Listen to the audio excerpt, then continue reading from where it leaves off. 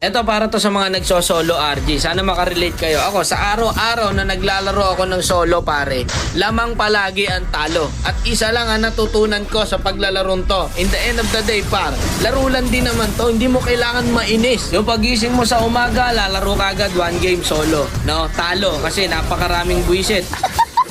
Lalaro ka sa tanghali, kakatapos mo lang kumain para may lakas ka. Pag na-lose streak ka, ibibigay sa iyong kakampi, may mga sariling mundo.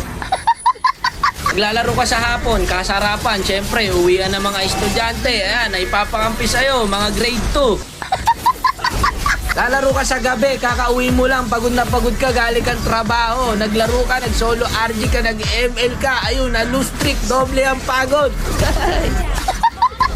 Kung inaakala mong pampatanggal to ng stress, nako hindi ko, nagkakamali ka dyan kaibigan. Pagkagising mo kinabukasan, masakit na likod mo sa trabaho, masakit pa ulo mo no, sa mga schoolworks, dadagdag pa tong mga kakampi